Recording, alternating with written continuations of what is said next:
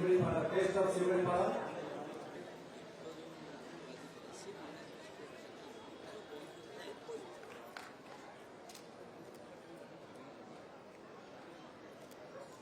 7 दिन है गत 23 तारीख रु प्रथम थर पर ओडिशा रे एक अभिन्न ढंग से ओडिया खाद्य ओडिशार खाद्य को लेकिन एक मेला ये अनुष्ठित होता ओडिशा खाद्य महोत्सव 2025 प्रथम थर पर अनुष्ठित होता। प्रथम तो धन्यवाद जनइबी भुवनेश्वरवासी को ओडिशावासी को प्रत्येक जो मैंने सामिल होती भागीदारी होती समस्त धन्यवाद जनइबी। प्रतिदिन आपण मैंने देखिपे प्रतिदिन बहुत हजार हजार संख्यार लोक आसिक खाद्य उपभोग करते विशेषत्व थिला ओडिशा कोण अनुकोणरू विभिन्न प्रांतरू खाद्य आसला समस्ते को उपभोग करते आम बहुत प्रशंसा भी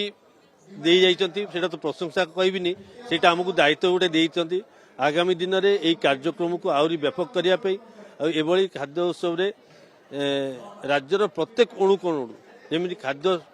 समारोह ये हम प्रत्येक लोक गोटे स्थान में ओडिशार खाद्य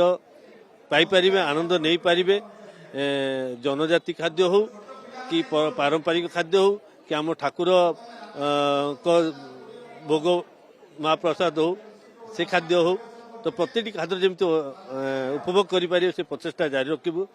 यही अवसर में आम कि प्रतियोगिता भी करूँ माँ मान को लेकिन भिन्न भिन्न ये समस्ते भागीदार नहीं बहुत संख्यार भागीदार नहीं आज सम्मानित भी करा जाउची। मानव उपमुख्यमंत्री केबीजी आम राज्य सभापति मनमोहन भाई बीजेपी राज्य सभापति मनमोहन भाई एमती बहुत नेतृवृंद राज्य मंत्री संपद स्वाई सूरजवंशी आगामी या पूर्वर गोकुलानंद स्वाई बैजनाथ पंडा सांसद समस्त आसी समस्त उपभोग कर आपण मान आशीर्वाद भल पाइबा आमको निश्चय सफलता देती तेणु सफलतार जो मैंने भी सामिल होती जो मान अंशीदार रही समस्त को मु विनम्रता सहित मु धन्यवाद जनाऊँ। बाहागर मासे भी नहीं एजे मोर लेहंगा भी किना हिनी एते टेंशन नहीं ना चल शालीमार जोड़ी बरबधुंक पई एक्सक्लूसिव वेडिंग कलेक्शन रहिछि और डिजाइनर लेहंगा शेरवानी गाउन भी मिलुछि मिनिमल प्राइस रे माने 50,000 टंकार लेहंगा केवल 10,000 टंका रे एवं 10,000 टंकार लेहंगा मात्र 3,000 टंका रे। आसंतो शालीमार 3 कोणिया बगीचा कटक।